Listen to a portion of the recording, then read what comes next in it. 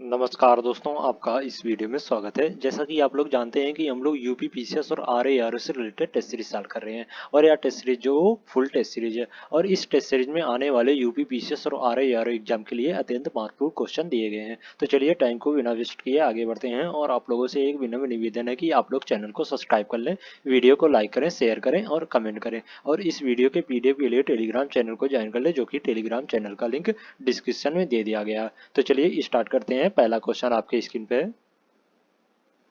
कौटिल्य के अर्थशास्त्र के अनुसार निम्नलिखित में से कौन सा सही है? पहला है, न्यायिक दंड के परिणाम स्वरूप कोई व्यक्ति दास हो सकता था। दूसरा है, स्त्री दास अपने मालिक के संसर्ग से पुत्र जनन पर कानूनी तौर पर मुक्त हो जाती थी। और तीसरा है, यदि स्त्री दास का मालिक उस स्त्री से पैदा हुए पुत्र का पिता हो तो उस पुत्र को मालिक का पुत्र होने का कानून हक मिलता था। उपयुक्त कथनों में से कौन सा सही है? कौटिल्य के अर्थशास्त्र में 9 प्रकार के दास बताए गए हैं।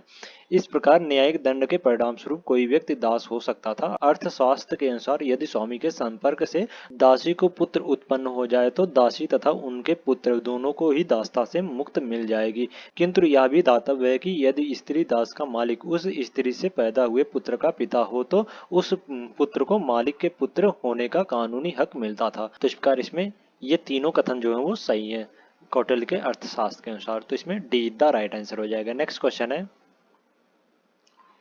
निम्नलिखित में से कौन सा युग्म सुमेलित नहीं है? अभिलेख, शासक। नासिक अभिलेख जो गौतमी पुत्र शासक के काल में हुआ था। और ऑप्शन बी है हाथी गुफा अभिलेख, या खारवेल के शासक के समय में हुआ था। तो इसका जो ऑप्शन बी है वो भी सही सुमेलित है। और भीतरी अभिलेख जो है वो स्कंदगुप्त के शासनकाल में हुआ था, ना कि पुलकेशिन द्वितीय के। तो इसका जो ऑप्शन सी है वो सही सुमेलित नहीं है। तो इसमें सीधा राइट आंसर हो जाएगा। नेक्स्ट क्वेश्चन है, निम्नलिखित में से कौन सा सही सुमेलित नहीं है? ऑप्शन ए है हड़प्पा। हड़प्पा की खुदाई जो है वो दयाराम सैनी की अध्यक्षता में हुआ था। तो इसका जो ऑप्शन ए है वो सही सुमेलित है। और लोथल की खुदाई जो है वो एस आर राव के अध्यक्षता में हुआ था। तो इसका जो ऑप्शन बी है वो भी सही हो जाएगा। और सूरकोटदा का जो है वो संबंध जो है वो जेपी जोशी से है। तो इसका जो ऑप्शन सी है वो भी सही हो जाएगा। और धौलावीरा जो है वो गुजरात प्रांत में अवस्थित है। यहाँ की टिले की खोज जो है डॉक्टर जेपी जोशी ने सर्वप्रथम 1967-68 में की थी, जो भारतीय पुरातात्विक सर्वेक्षण विभाग के अधिकारी थे। जबकि इसके उत्खनन का कार्य जो है वो विस्तृत तौर पर भारतीय पुरातात्विक संरक्षण के ही एक अन्य अधिकारी डॉक्टर आर एस ब्रिस्ट के मार्गदर्शन में 1990 से 91 में किया गया था। तो जो ऑप्शन डी है वो सही सुमेलित नहीं है। तो इसमें डी द राइट आंसर हो जाएगा। ये डॉक्टर आर एस ब्रिस्ट के अध्यक्षता में इसकी खुदाई हुई थी धौलावीरा की। ओके, तो इसमें डी द राइट आंसर हो जाएगा। नेक्स्ट क्वेश्चन है, सूची 1 को सूची 2 से सुमेलित कीजिए तथा सूचियों के नीचे दिए गए कूट से सही उत्तर का चयन कीजिए। सूची 1 में वैदिक नदियां और सूची 2 में आधुनिक नाम। कुंभा, कुंभा का आधुनिक नाम जो वो काबुल है। तो इस प्रकार ए का 2 से सुमेलित हो जाएगा। और परूसड़ी का आधुनिक नाम जो है वो रावी है। तो बी का 3 से सुमेलित हो जाएगा। और सदानीरा का आधुनिक नाम जो है वो गंडक है। तो सी का 1 से सुमेलित हो जाएगा। और शतुद्री का आधुनिक नाम जो है वो सतलज है। तो डी का 4 से सुमेलित हो जाएगा। तो इसमें 2 3 1 4, 2 3 1 4, तो इसमें बी द राइट आंसर हो जाएगा। नेक्स्ट क्वेश्चन है, निम्नलिखित में से कौन से सिद्धांत जैन धर्म से संबंधित है? पहला है अनेकतावाद, दूसरा है सर्वश्रेष्ठवाद, तीसरा है शून्यवाद और चौथा है सयादवाद। नीचे दिए गए कूट का उपयोग कर सही उत्तर चुने। अनेकतावाद और शयादवाद जो है वो जैन धर्म से तथा शून्यवाद और सर्वश्रेष्ठवाद जो है वो बौद्ध धर्म से संबंधित है। तो इस प्रकार इसमें 1 और 4 इधर राइट आंसर हो जाएगा। तो इसमें ए इधर राइट आंसर हो जाएगा। नेक्स्ट क्वेश्चन है, सूची 1 को सूची 2 से सुमेलित कीजिए तथा सूचियों के नीचे दिए गए कूट से सही उत्तर चुनें। सूची 1 में महाजनपद और सूची 2 में राजधानी। मत्स्य की राजधानी जो है वो विराटनगर थी। तो इस प्रकार ए का 3 से सुमेलित हो जाएगा। और कुरु की राजधानी जो है वो इंद्रप्रस्थ थी। तो बी का 4 से सुमेलित हो जाएगा। और सुरसेन की राजधानी जो है वो मथुरा थी। तो इस प्रकार सी का 1 से सुमेलित हो जाएगा। और अस्मक की राजधानी जो है वो पोतन थी। तो इस प्रकार डी का 2 से सुमेलित हो जाएगा। तो इसमें 3 4 1 2, 3 4 1 2, तो इसमें सीधा राइट आंसर हो जाएगा। नेक्स्ट क्वेश्चन है, भारत के इतिहास के संदर्भ में निम्नलिखित युग्मों पर विचार कीजिए। शब्द विवरण। पहला है एरीपति भूमि, जिससे मिलने वाला राजस्व अलग से ग्राम जलाशय में रखरखाव के लिए निर्धारित कर दिया जाता था। दूसरा है तन्यूर, एक अकेले ब्राह्मण अथवा एक ब्राह्मण समूह को दान में दिया गया ग्राम। और तीसरा है घटिका, प्रायः मंदिर के साथ संबद्ध विद्यालय। उपरोक्त में से कौन सा युग्म सही सुमेलित है? एरीपति, तैमूर और घटका जो है वो 24 शब्दावलियां हैं। एरीपति उस भूमि को कहा जाता है जिससे मिलने वाला राजस्व अलग से ग्राम जलाशय के रख रखाव के लिए निर्धारित किया जाता था। तो इस प्रकार जो कथन एक है वो सही हो जाएगा इसमें। तथा घटिका जो है वो मंदिरों के साथ संबद्ध मठ अथवा विद्यालय को कहा जाता था। तो इस प्रकार जो कथन 3 है वो भी सही हो जाएगा इसमें। और जब बड़े बड़े शहर या गांव अलग कुर्रम बन जाते थे तब उन्हें तन्यूर कहा जाता था। तो इस प्रकार जो कथन 2 है वो गलत हो जाएगा। तो इसमें केवल 1 और 3 इज द राइट आंसर हो जाएगा। तो इसमें D is the right answer हो जाएगा। नेक्स्ट क्वेश्चन है, राजवंश जो कन्नौज पर आधिपत्य स्थापित करने में त्रिकोणीय संघर्ष में उलझे हुए थे वे थे। पहला है चोल, दूसरा है पाल, तीसरा प्रतिहार और चौथा है राष्ट्रकूट। नीचे दिए गए कूट का प्रयोग करते हुए सही उत्तर का चयन कीजिए। त्रिकोणात्मक संघर्ष के रूप में वह संघर्ष गुज्जर, प्रतिहार और पाल वंश एवं राष्ट्रकूट वंश के शासकों के बीच हुआ। तो इस प्रकार इसमें 2, 3, 4 इज द राइट आंसर हो जाएगा। तो इसमें सी इज द राइट आंसर हो जाएगा। नेक्स्ट क्वेश्चन है, सूची 1 को सूची 2 से सुमेलित कीजिए तथा सूचियों के नीचे दिए गए कूट से सही उत्तर चुनिए। सूची 1 में दार्शनिक और सूची 2 में दर्शन। रामानुज जो है वो विशिष्टाद्वैत के दर्शन से संबंधित है। तो इस प्रकार ए का 4 से सुमेलित हो जाएगा। और माधवाचार्य जो है वो द्वैत दर्शन से संबंधित है। तो इस प्रकार 3 बी का 3 से सुमेलित हो जाएगा। और निम्बार्क जो है वो द्वैत से संबंधित है। तो इस प्रकार सी का 2 से सुमेलित हो जाएगा। और वल्लभाचार्य जो है वो शुद्ध द्वैत से संबंधित है, शुद्धाद्वैत से। तो डी का 1 से सुमेलित हो जाएगा। तो इसमें 4, 3, 2, 1, 4, 3, 2, 1। तो इसमें ए इज द राइट आंसर हो जाएगा। नेक्स्ट क्वेश्चन है, औरंगजेब के शासनकाल की निम्नलिखित घटनाओं पर विचार कीजिए और उनको कालक्रमानुसार व्यवस्थित कीजिए। पहला है देवराई की लड़ाई, दूसरा बनारस के पास सूजा की पराजय, तीसरा है सामूगढ़ की लड़ाई और चौथा धर्मत में विजय। नीचे दिए गए कूट का प्रयोग कर सही उत्तर चुने। बनारस के पास सूजा की पराजय जो हो 24 फरवरी 1658 में हुआ था। बनारस के पास सूजा का पराजय। ओके। और धर्मत में विजय जो है वो 15 अप्रैल 1658 15 अप्रैल 1658 में हुआ था। और सामूगढ़ की लड़ाई जो वो 29 मई 1658 में सामूगढ़ की लड़ाई हुई थी। और देवराई की लड़ाई जो वो 14 अप्रैल 1659 में हुआ था। 14 अप्रैल 1659 में।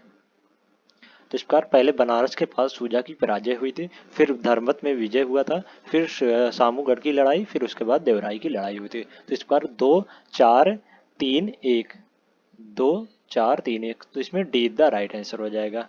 नेक्स्ट क्वेश्चन है,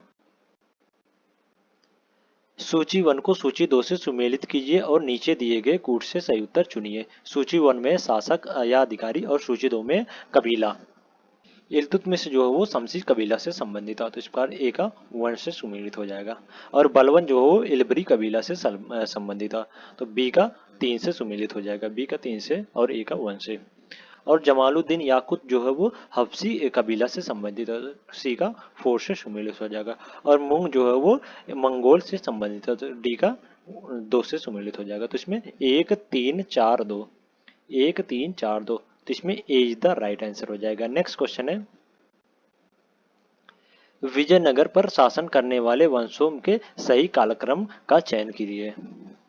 विजयनगर पर शासन करने वाले राजवंश जो है वो पहले संगम वंश थे, फिर सालू वंश, फिर तुल्लु वंश, फिर अराविडु वंश थे। तो इस प्रकार इसमें डी द राइट आंसर हो जाएगा। नेक्स्ट क्वेश्चन है, दक्कन की बामनी स्थापत्य कला अपनी विशिष्ट मौलिकता और स्वतंत्र शैली के लिए प्रतिष्ठित है। बामनी स्थापत्य कला के बारे में निम्नलिखित में से कौन सा कथन सही है? पहला है, इसने अपने तत्व दिल्ली सल्तनत की स्थापत्य कला शैली और सुदूर फारस की स्थापत्य कला शैली से प्राप्त किया है। और दूसरा है, बहमनियों द्वारा निर्मित किले निसंदेह यूरोप के उसी काल के किन्हीं किलों से काफी बढ़कर महत्तम स्मारक थे। और तीसरा, बहमनी स्थापत्य कला में हिंदू एवं इस्लाम दोनों शैलियों का सामंजस्यपूर्ण मिश्रण प्रतिबंधित होता है। नीचे दिए गए कूट का प्रयोग कर सही उत्तर चुनें। दक्कन की बहमनी स्थापत्य कला अपनी विशिष्ट मौलिकता और स्वतंत्र शैली के लिए प्रसिद्ध है। यह दिल्ली सल्तनत और फारस की शैलियों का स्थापत्य कला का मिश्रण है। तो इस प्रकार जो कथन एक है वो सही हो जाएगा इसमें। इस बहमनी स्थापत्य कला में हिंदू और मुस्लिम दोनों की शैलियों का सामंजस्यपूर्ण संबंध स्थापित किया गया है। तो इस प्रकार इसमें जो कथन 3 है वो भी सही हो जाएगा। तो इसमें 1 और 3 इधर राइट आंसर हो जाएगा। तो इसमें सी इधर राइट आंसर हो जाएगा। नेक्स्ट क्वेश्चन है, सगुण भक्ति परंपरा के संबंध में निम्नलिखित में से कौन सा कथन सही है। पहला, सगुण भक्ति परंपरा विशिष्ट देवताओं जैसे विष्णु या अनेक अवतारों की आराधना पर केंद्रित है। और दूसरा, सगुण भक्ति परंपराओं में देवियों एवं देवताओं की अवधारणा मानवाकृत यानी मानव रूपी रूपों में की जाती है। नीचे दिए गए कूट का प्रयोग कर सही उत्तर चुनें।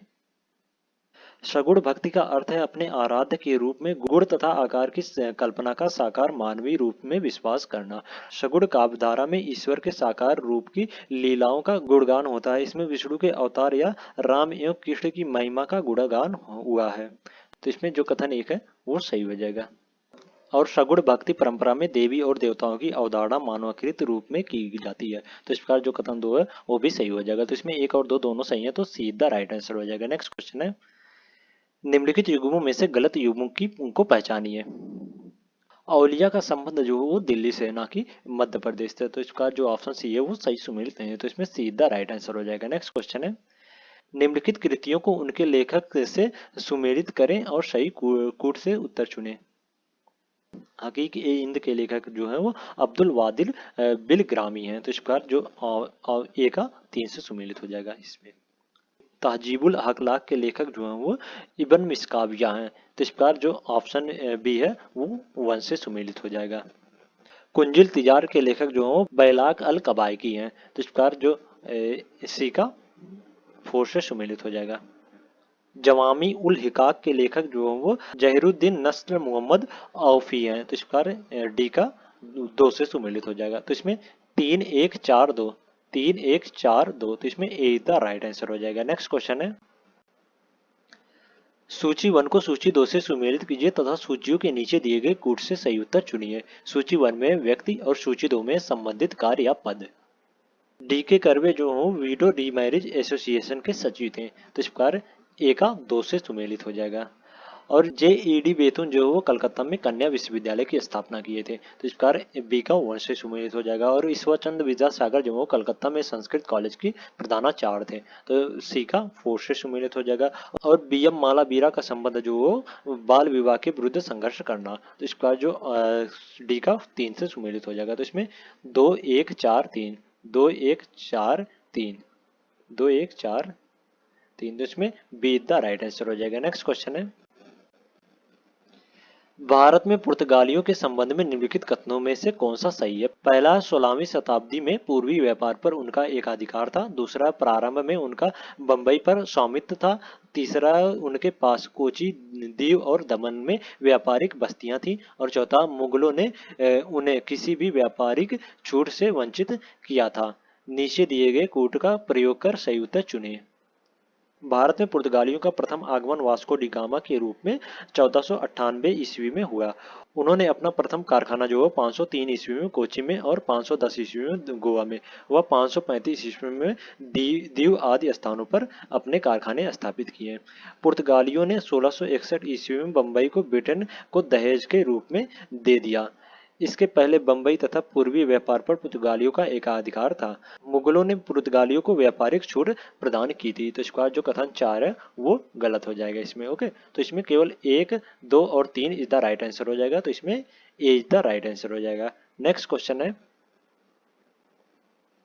निम्नलिखित कथनों पर विचार कीजिए। पहला, शाहजादा शुजा ने ईस्ट इंडिया कंपनी को 4 सही 1/2% के सामान्य सीमा शुल्क से 30 लाख रुपए के वार्षिक भुगतान के बदले मुक्त कर दिया।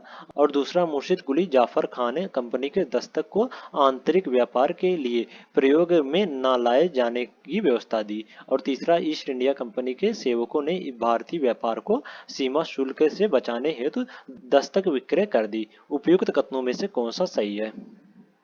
1651 ईस्वी में बंगाल के सूबेदार शाह सूजा ने एक फरमान जारी किया, जिसमें 3000 रुपये वार्षिक कर की अदायगी के बदले कंपनी को बंगाल, बिहार, उड़ीसा से मुक्त व्यापार करने का एक विशेषाधिकार प्रदान किया। तो इसका जो कथन एक है वो गलत हो जाएगा इसमें। ओके। बंगाल के नवाब मुर्शिद कुली खान ने अंग्रेज अधिकारियों के निजी व्यापार पर चुंगी लगाना अपना अधिकार समझा और उसने कंपनी को निर्देश दिया कि दस्तक का प्रयोग कंपनी के अधिकारियों अपने निजी व्यापार के लिए ना करें।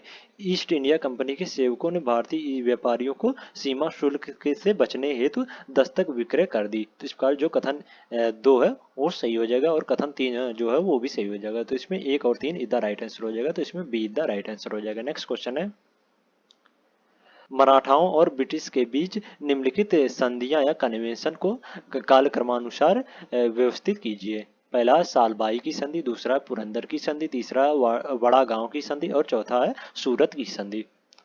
सूरत की संधि जो है वो 1775 में हुआ था। 1775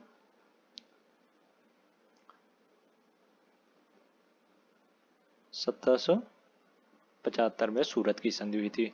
और पुरंदर की संधि जो है वो 1776 में हुई थी। पुरंदर की संधि 1776 में। और बड़ा गांव की संधि जो है वो 1779 में। 1779 में बड़ा गांव की संधि हुई थी। और सालबाई की संधि जो है वो 1782 में हुई थी। तो इस बार इसमें 4231 4231, तो इसमें ए इज द राइट आंसर हो जाएगा। नेक्स्ट क्वेश्चन है, भारत में उपनिवेशी शासन के संदर्भ में 1883 में इल्बर्ट बिल का उद्देश्य था। ऑप्शन ए, जहां तक अदालतों की दांडिक अधिकारिकता का संबंध था, भारतीय तथा यूरोपीय लोगों को बराबरी पर लाना। ऑप्शन बी है, देसी प्रेस की स्वतंत्रता पर कड़ा अंकुश लगाना, क्योंकि उसे उपनिवेशिक शासकों का विरोध समझा जाता था। और ऑप्शन सी है, प्रशासनिक सेवा परीक्षा भारत में करवाना ताकि देसी भारतीयों को उसमें बैठने के लिए प्रोत्साहित किया जा सके। और ऑप्शन डी है, शस्त्र एक्ट में संशोधन कर देसी भारतीयों को शस्त्र रखने की अनुमति देना। भारत में उपनिवेशी शासन के संदर्भ में 1883 में इल्बर्ट बिल का उद्देश्य जो था वो, जहां तक अदालतों की दांडिक अधिकारिकता का संबंध था, भारतीय तथा यूरोपीय लोगों को बराबरी पर लाना था। तो इसका जो ऑप्शन ए है वो सही हो जाएगा इसमें। ओके। नेक्स्ट क्वेश्चन है, सूची 1 को सूची 2 से सुमेलित कीजिए और नीचे दिए गए कूट से सही उत्तर चुनिए। सूची 1 में जोनाथन डंकन जो बनारस की अस्थायी बंदोबस्त पेश किया था। तो इस प्रकार ए का 4 से सुमेलित हो जाएगा। और थॉमस मुनरो जो रैयतवाड़ी बंदोबस्त पेश किया था, तो बी का 3 से सुमेलित हो जाएगा। और कार्नवालिस जो बंगाल की अस्थायी बंदोबस्त लागू किया था। तो इस प्रकार सी का 2 से सुमेलित हो जाएगा। और हार्ट मैकेंजी जो है वो मालवाड़ी बंदोबस्त लाया था। तो इस प्रकार डी का 1 से सुमेलित हो जाएगा। तो इसमें 4 3 2 1 4 3 2 1, तो इसमें ए का राइट आंसर हो जाएगा। नेक्स्ट क्वेश्चन है, निम्नलिखित युग्मों में से कौन सा सही सुमेलित नहीं है? अवध इन रिजवोल्ट पुस्तक के लेखक जो है वो रुद्रांशु मुखर्जी है, ना कि राधा कमल मुखर्जी है। तो इसका जो ऑप्शन सी है वो सही सुमेलित नहीं है। तो इसमें सीधा राइट आंसर हो जाएगा। नेक्स्ट क्वेश्चन है, विचार कीजिए। कथन ए, 1857 के प्रथम स्वतंत्रता संग्राम ब्रिटिश सरकार से स्वतंत्रता प्राप्त करने में असफल रहा और कारण में कहा जा रहा है कि बहादुर शाह जफर के नेतृत्व को जन सहयोग नहीं मिला था और अधिकांश महत्वपूर्ण रियासतों के शासक उनका साथ देने में कतराए। नीचे दिए गए कोड से सही उत्तर चुनिए। 1857 के विद्रोह के शुरू होते ही सैनिकों ने लाल किले की तरफ कूच किया तथा बहादुर शाह जफर को अपना नेता घोषित किया, किंतु बहादुर शाह को अन्य रियासतों के शासकों का सहयोग नहीं मिला तथा स्वयं जनता ने भी उनका साथ नहीं दिया चाहा, जिससे विद्रोह जो है वो असफल हो गया। तो इसका जो कथन है वो भी सही हो जाएगा और कारण जो है वो भी सही हो जाएगा। और कारण जो है वो कथन की सही व्याख्या भी कर रहा है। तो इसमें ए इज द राइट आंसर हो जाएगा। नेक्स्ट क्वेश्चन है, प्रार्थना समाज के बारे में निम्नलिखित में से कौन सा कथन सही है? पहला, इसका उद्देश्य हिंदू समाज में सुधार करना था। दूसरा है, यह महाराष्ट्र से संबंधित था। तीसरा है, इसका विश्वास जो एकेश्वरवाद था। और चौथा है, इसने ब्रह्म समाज को बहुत प्रभावित किया था। नीचे दिए गए कूट का प्रयोग कर सही उत्तर चुनिए। प्रार्थना समाज की स्थापना जो है वो वर्ष 1867 में मुंबई में आत्माराम पांडुरंग ने की थी। प्रार्थना समाज ने हिंदू धर्म में व्याप्त भ्रष्टाचार के विरुद्ध आवाज उठाई तथा हिंदू समाज में सुधार करने का प्रयास किया। प्रार्थना समाज का एकेश्वरवाद में गहरा विश्वास था। इसने बाल विवाह, प्रथा विवाह, बहुविवाह तथा जाति प्रथा आदि का विरोध किया तथा स्त्री शिक्षा एवं विधवा पुनर्विवाह को प्रोत्साहन किया। लड़की एवं लड़के की आयु सीमा में वृद्धि हेतु मांग की। प्रार्थना समाज ने अस्पृश्यता की समाप्ति की मांग नहीं की थी।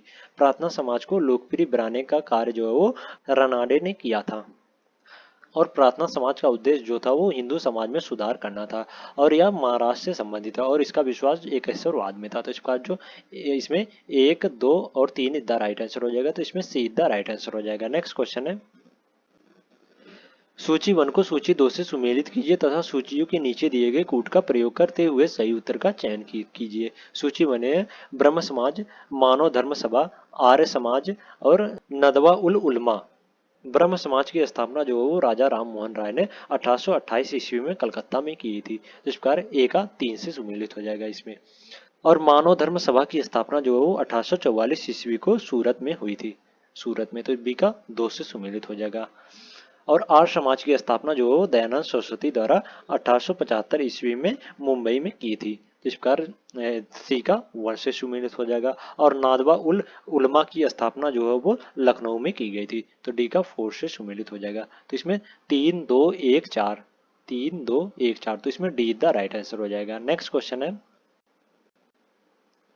नीचे 2 कथन दिए गए हैं जिनमें से एक को कथन ए और दूसरे को कारण आर कहा गया है। कथन ए, बंगाल की एशियाटिक सोसाइटी की स्थापना वारेन हेस्टिंग के काल में हुई थी और उसने सर विलियम जोन्स के पक्ष में उक्त विद्व संस्था की अध्यक्षता का प्रस्ताव अस्वीकार कर दिया था। और कारण में कहा जा रहा है कि वारेन हेस्टिंग स्वयं एक उभद्दट विद्वान तथा प्राच्य विद्या का प्रखर समर्थक था जो संस्कृत, फारसी और अरबी के अध्ययन को प्रोत्साहन करता था। नीचे दिए गए कूट से सही उत्तर का चयन कीजिए। बंगाल में एशियाटिक सोसाइटी की स्थापना जो है गवर्नर जनरल वारेन हेस्टिंग के कार्यकाल में 1784 ईस्वी में सर विलियम जोन्स ने की थी।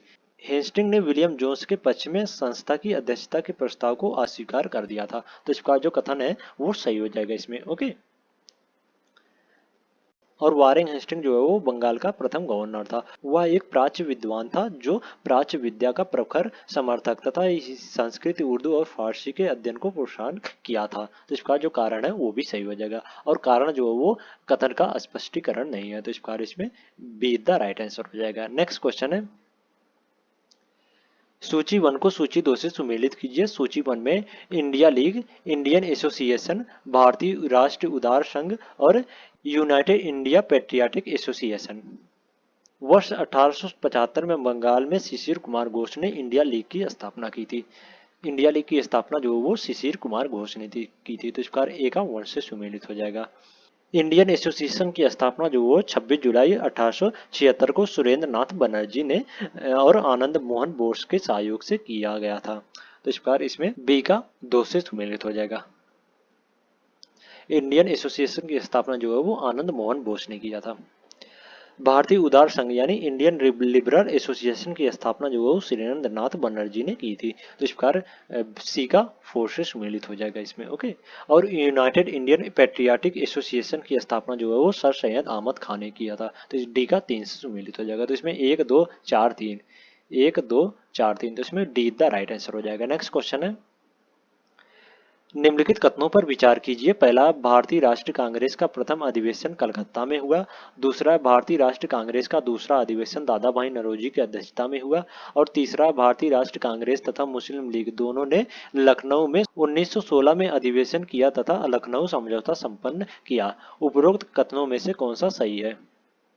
ए.ओ. होम द्वारा स्थापित भारतीय राष्ट्रीय कांग्रेस की प्रथम बैठक जो दिसंबर 1885 को मुंबई में गोकुलदास तेजपाल संस्कृत विद्यालय परिसर में हुआ था। तो इस प्रकार जो कथन एक है वो सही नहीं है। तो इसमें जो कथन एक है वो सही नहीं है।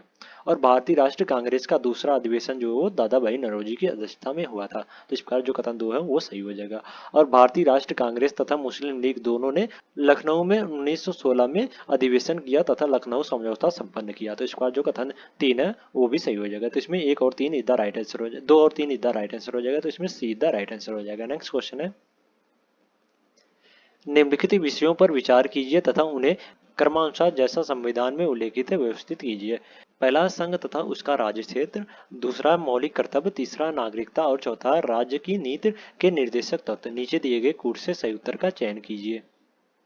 भाग एक जो है वो संघ तथा उसका राज्य से संबंधित है, और भाग दो जो है वो नागरिकता से संबंधित है, और भाग तीन में मौलिक अधिकार का प्रावधान किया गया है, और भाग चार में राज्य की नीति के निर्देशक तत्व के बारे में दिया गया है, और भाग चार का में मौलिक कर्तव्य के बारे में दिया गया है। तो इस प्रकार इसमें एक तीन चार दो, एक तीन चार दो, तो इसमें बी द राइट आंसर हो जाएगा। नेक्स्ट क्वेश्चन है, निम्नलिखित कथनों पर विचार कीजिए। पहला, भारत का महान्यायवादी और भारत का सॉलिसिटर जनरल ही सरकार के एकमात्र अधिकारी है जिन्हें भारत की संसद की बैठक में भाग लेने की अनुमति है।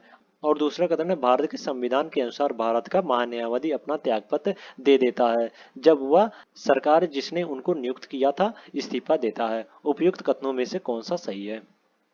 भारत का महान्यायवादी जो है वो सरकार का एकमात्र अधिकारी है जिन्हें भारत की संसद की बैठक में भाग लेने का अनुमति है। तो इस प्रकार जो कथन एक है वो गलत हो जाएगा। केवल भारत के महान्यायवादी को, ना कि भारत का सॉलिसिटर जनरल को भी है। तो इस प्रकार जो कथन एक है वो गलत हो जाएगा। और भारत के संविधान में महान्यायवादी के कार्यकाल व पद से हटाने की मूल व्यवस्था का उल्लेख नहीं है। तो इस प्रकार जो कथन दो है वो भी गलत हो जाएगा इसमें। ओके, तो इसमें एक और दो दोनों गलत है, तो डी द राइट आंसर हो जाएगा इसमें। नेक्स्ट क्वेश्चन है, सूचीबद्ध सरकार के प्रकार को सूची दो मुख्य विशेषताएं के साथ सुमेलित कीजिए और सूचियों के नीचे दिए गए कोड का प्रयोग करते हुए सही उत्तर चुनिए। सूची वन में सरकार के प्रकार और सूची दो में मुख्य विशेषताएं। संसदीय सरकार की मुख्य विशेषता जो है सामूहिक उत्तरदायित्व है, तो इस पर ए का फोर से सुमेलित हो जाएगा इसमें। और अध्यात्मात्मक सरकार की मुख्य विशेषता जो है शक्ति पृथक्करण है, तो इस पर बी का तीन से सुमेलित हो जाएगा।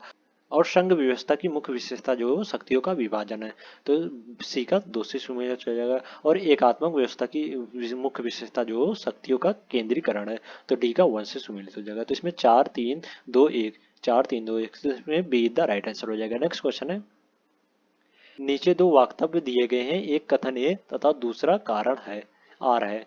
कथन ए, भारत एक संघात्मक राज्य है जिसमें एकात्मक के सशक्त तत्व हैं, और कारण में कहा जा रहा है कि भारत एक सांसदीय लोकतंत्र है। नीचे दिए गए कूटों का प्रयोग करते हुए सही उत्तर का चयन कीजिए। संविधान के अनुच्छेद एक में भारत को राज्यों का संघ के रूप में स्वीकार किया गया है। संघीय ढांचा के अलावा भारतीय संविधान के एकात्मक या गैर संघीय तत्व भी विद्यमान है। यह सशक्त केंद्र, एकल संविधान, आपातकालीन उपबंध, एकल नागरिकता, एकीकृत न्यायपालिका आदि भारतीय संविधान के केंद्र और राज्य दोनों के लिए सरकार के सांसदीय स्वरूप को अपनाया गया है। तो इस प्रकार इसमें जो कथन है वो भी सही हो जाएगा, और कारण जो है वो भी सही हो जाएगा। और कारण जो है वो कथन की सही स्पष्टीकरण नहीं है, तो इस प्रकार इसमें बी द राइट आंसर हो जाएगा। नेक्स्ट क्वेश्चन है, नीचे दो सूचियां दी गई हैं, एक में भारतीय संविधान के प्रावधान है तथा दूसरे में वे देश जहां से उन्हें ग्रहण किया गया है। उन्हें सुमेलित कीजिए तथा सूचियों के नीचे दिए गए कूट का प्रयोग करते हुए सही उत्तर का चयन कीजिए। विधि के समक्ष समानता जो इंग्लैंड के संविधान से लिया गया है, तो इस प्रकार ए का दो से सुमेलित हो जाएगा। और विधि का समान संरक्षण जो है वो संयुक्त राज्य अमेरिका के संविधान से लिया गया है, तो पी का वन से सुमेलित हो जाएगा। और विधि द्वारा स्थापित प्रक्रिया जो है वो जापान के संविधान से लिया गया है, तो सी का तीन से सुमेलित हो जाएगा। और शैक्षणिक संस्थाओं के लिए राज्य द्वारा अनुदान जो है वो आयरलैंड के संविधान से लिया गया है, तो डी का फोर से सुमेलित हो जाएगा। तो इसमें दो एक तीन चार, दो एक तीन चार, तो इसमें बी द राइट आंसर हो जाएगा। नेक्स्ट क्वेश्चन है, निम्नलिखित में से कौन सा एक सही सुमेलित नहीं है? ऑप्शन ए मौलिक कर्तव्य भाग चार ए, ऑप्शन बी है राज्य भाग छह, ऑप्शन सी है भारत का महान्यायवादी भाग 13, और ऑप्शन डी है संघ तथा राज्यों के अधीन सेवाएं भाग 14। भाग 13 में भारत के राज्य क्षेत्र के भीतर व्यापार, वाणिज्य और समागमन की विशेषता दी गई है, ना कि भारत के महान्यायवादी की। तो इसका जो ऑप्शन सी है वो सही सुमेलित नहीं है, तो इसमें सीधा राइट आंसर हो जाएगा। नेक्स्ट क्वेश्चन है, निम्नलिखित में से कौन सा एक सही सुमेलित नहीं है? विषय भारत के संविधान का अनुच्छेद। ऑप्शन ए अस्पष्टता कांड अनुच्छेद 17, ये सही है, सही सुमेलित है। ओके। ऑप्शन बी है पिछड़े हुए नागरिकों के किसी वर्ग के पक्ष में नियुक्तियों या पद के लिए आरक्षण अनुच्छेद 16(4) में दिया गया है। और ऑप्शन सी है धर्म मूलवंश जाति लिंग या जन्मस्थान के आधार पर भेद का प्रतिषेध, जो है वो अनुच्छेद 18 में कहा गया है। जी बिल्कुल नहीं, ये अनुच्छेद 15 में कहा गया है।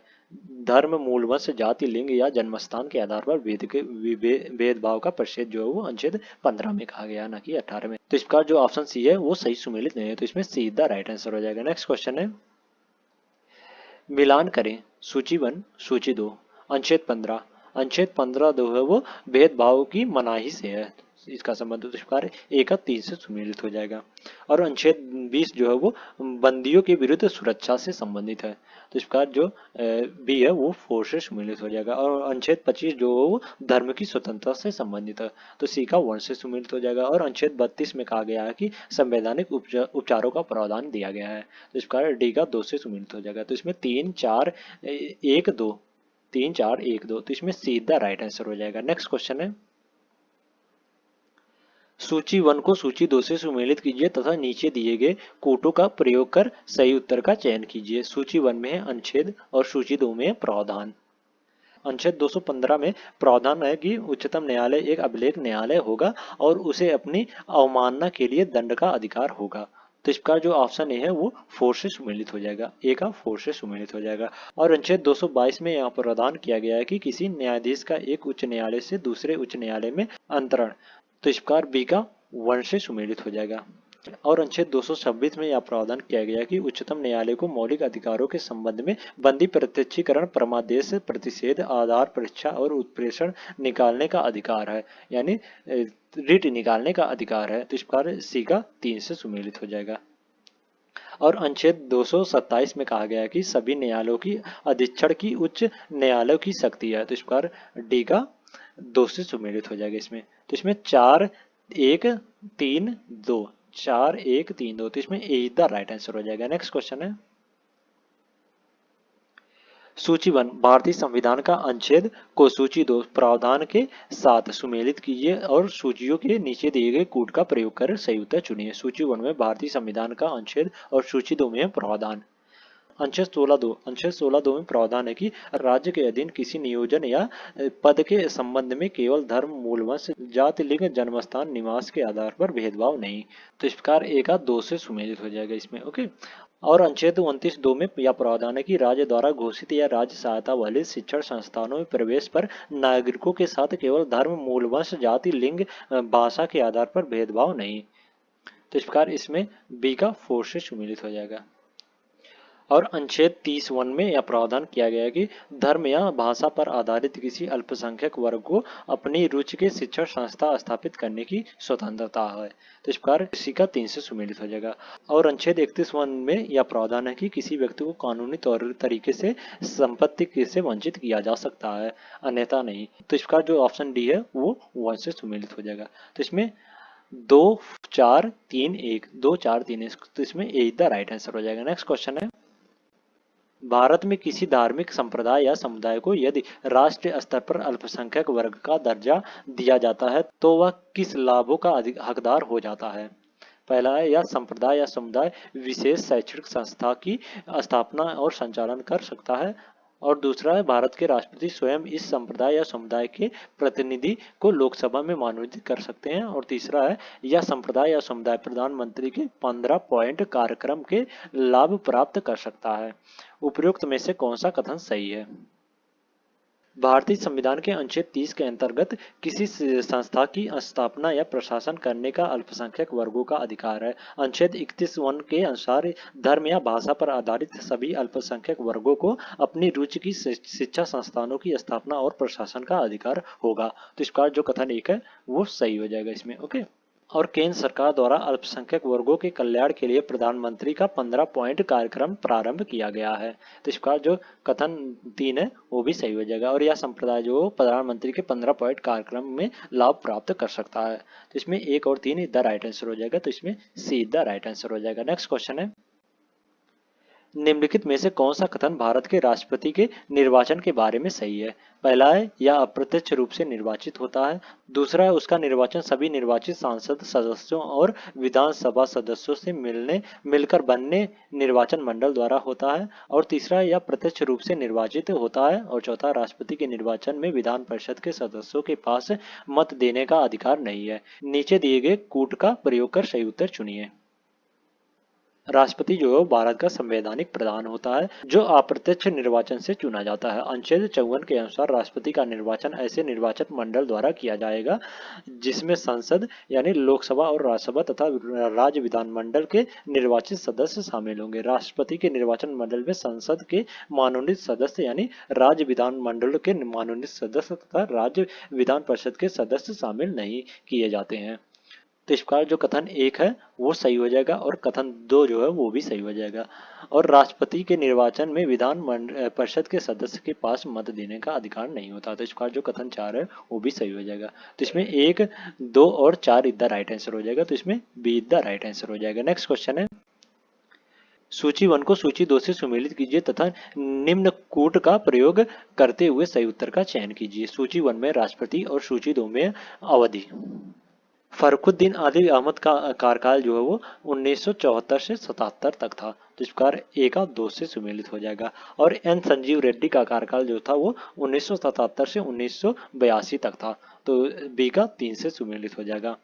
और डॉक्टर जाकिर हुसैन का कार्यकाल जो था वो 1967 से 69 तक था। 1967 से 69 तक था। तो इस बार सी का 4 से सम्मिलित हो जाएगा। और वीवी गिरी का कार्यकाल जो था वो 1969 से 1974 तक था। तो डी का 1 से सम्मिलित हो जाएगा। तो इसमें 2 3 4 1 2 3 4 1 तो इसमें सीधा राइट आंसर हो जाएगा। नेक्स्ट क्वेश्चन है, भारत के संविधान के अनुच्छेद 103 के तहत राष्ट्रपति लोकसभा सदस्यों की निर्वाहकता से संबंधित किसी भी प्रश्न पर कोई निर्णय देने से पूर्व निम्नलिखित में से किसकी राय लेगा? ऑप्शन ए लोकसभा अध्यक्ष, ऑप्शन बी निर्वाचन आयोग, ऑप्शन सी उच्चतम न्यायालय और ऑप्शन डी महान्यायवादी। भारत के संविधान के अनुच्छेद 103 के तहत राष्ट्रपति लोकसभा सदस्यों की निर्वाहकता से संबंधित किसी भी प्रश्न पर कोई निर्णय देने से पूर्व वह निर्वाचन आयोग द्वारा राय लेता है या सलाह लेता है। तो इस प्रकार इसमें बी द राइट आंसर हो जाएगा। नेक्स्ट क्वेश्चन है, नीचे 2 वक्तव्य दिए गए हैं जिनमें से एक कथन ए तथा दूसरा कारण आ रहा है। कथन ए, भारत के राष्ट्रपति अप्रत्यक्ष रूप से चुने जाते हैं। और कारण में कहा जा रहा है कि सरकार के सांसदीय स्वरूप में राजाध्यक्ष केवल नाम मात्र अध्यक्ष होता है। नीचे दिए गए कूट से सही उत्तर का चयन कीजिए। भारत के राष्ट्रपति जो है वो अप्रत्यक्ष रूप से चुने जाते हैं। तो इसका जो कथन है वो सही हो जाएगा इसमें। ओके, और सरकार के सांसदीय स्वरूप में राजाध्यक्ष केवल नाम मात्र का अध्यक्ष होता है। तो इसका जो कथन कारण है वो भी सही हो जाएगा। और कारण जो है वो कथन का सही स्पष्टीकरण भी है। तो इसमें ए इज द राइट आंसर हो जाएगा। नेक्स्ट क्वेश्चन है, निम्नलिखित में से कौन सा एक भारत के राष्ट्रपति और राज्यों के राज्यपाल के लिए एक सादृश्य नहीं है? पहला, शक्तियों पर संवैधानिक प्रतिबंध। दूसरा, मंत्रिपरिषद के परामर्श से अपने कार्य का निष्पादन। और तीसरा, ना तो सांसद और ना किसी राज्य के विधानमंडल का सदस्य ना होना। और ऑप्शन डी है महाभियोग प्रक्रिया। राष्ट्रपति के ऊपर महाभियोग की प्रक्रिया अपनाई जाती है अनुच्छेद 61, जबकि राज्यपाल जो है वो राष्ट्रपति के प्रधान प्रयत्न अपना पद पर बना रहता है। तो इसका जो ऑप्शन डी है वो सही हो जाएगा इसमें। ओके, नेक्स्ट क्वेश्चन है, भारत की संसद के संबंध में निम्नलिखित में से कौन सा कथन सही नहीं है? भारत की संसद के संबंध में कथन जो सी है वो गलत है, क्योंकि मंत्रिमंडल का सदस्य जो है वो लोकसभा और राज्यसभा दोनों में से किसी एक का भी सदस्य हो सकता है। तो इस प्रकार इसमें सी द राइट आंसर हो जाएगा। नेक्स्ट क्वेश्चन है, राज्यसभा के संदर्भ में निम्नलिखित कथनों पर विचार कीजिए। पहला, राज्यसभा के मूल को 1919 के विगत वर्ष में खोजा जा सकता है जब भारत सरकार अधिनियम 1919 का अनुसरण करते हुए काउंसिल ऑफ स्टेट्स के नाम से जाने गए द्वितीय सदन का सृजन किया गया। और दूसरा, राज्यसभा को यह घोषित करने की विशिष्ट शक्तियां हैं कि राष्ट्र हित में यह आवश्यक है और समीचीन है कि संसद राज्य सूची के किसी विषय के संदर्भ में विधियां निर्मित करे। उपयुक्त कथनों में से कौन सा सही है? भारत सरकार अधिनियम 1919 द्वारा केंद्र में एक सांसदीय विधान परिषद के स्थान पर 2 सदन वाले विधान मंडल की स्थापना की गई है। दोनों सदनों के नाम केंद्र विधानसभा तथा राज्य परिषद हैं। अब केंद्रीय विधायिका के 3 अंग हैं, गवर्नर जनरल, राज्य परिषद और केंद्रीय विधानसभा। इसी के मूल में राज्यसभा को खोजा जा सकता है। तो इसका जो कथन एक है वो सही हो जाएगा इसमें। ओके। संविधान का अनुच्छेद 249 यह उपबंध करता है कि यदि राष्ट्र हित में आवश्यक हो तो राज्य सूची के किसी विषय के बावजूद संघ अस्थायी विधान बना सकती है।